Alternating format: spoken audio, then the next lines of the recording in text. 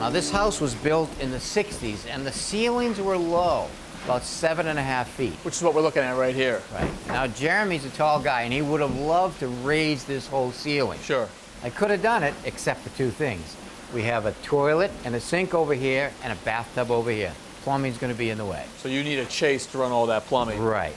So what I came up with is why not just raise the ceiling over the two islands? We have an island that's going to go here and another island that's going to go here. Okay. If we raise the ceiling over the two islands, it gives you the sense of the space having a higher dimension. So here we don't need the chase. It looks like you cut the ceiling joists away already. Although, knowing you, once you cut them away, you're going to replace them. Right, I have to. When I remove the structure, I have to replace the structure because these joists were carrying the floor above. All right, so that's where the V-groove decking comes in? Right. I need to carry that load above, and to do it, we're going to use this structural decking right here. Now, this is actually a laminated system. Oh, wow. Because it's laminated, it's very strong, so it becomes a piece of engineered material. This is a beefy piece of V-groove right there. How thick is this? 3 pieces of 3/4 inch. Yeah, okay. All right? Because it's offset, it creates a nice tongue and groove system, chamfered on the edge, so when it goes together, you have that nice looking ceiling. And that's sufficient to hold up all the way above the second floor? Oh yeah, watch. When I stand on this,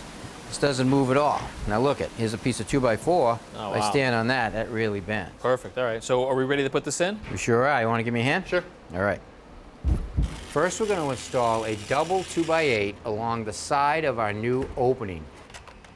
We're going to glue and nail them together. Then we're going to glue across the top of our double to attach it to the subfloor above. One end rests on the center partition, the other end rests in a timber hanger attached to the steel beam.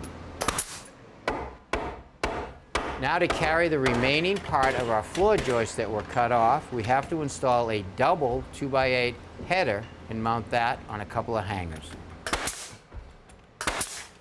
Next thing we need to do is attach some 1x3 strapping to the underside of the subfloor.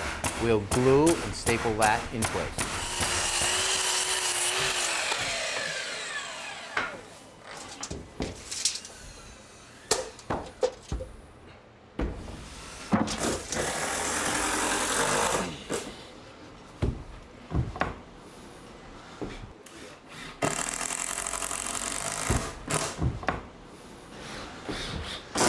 Okay, here you go. All right, now the last step to make this system work is to install a ledger on each side of the opening. Yep. And this will carry the load from the new floor above and transfer it to this double 2x8. All right.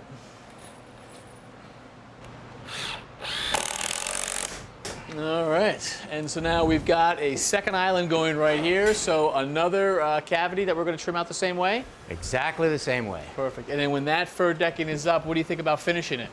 Well, that finishing is up to the homeowners. The ceilings are going to get plastered, but they can paint it, stain it, or leave it natural. It's up to them. Thanks for watching. This Old House has got a video for just about every home improvement project, so be sure to check out the others. And if you like what you see, click on the subscribe button to make sure that you get our newest videos right in your feed.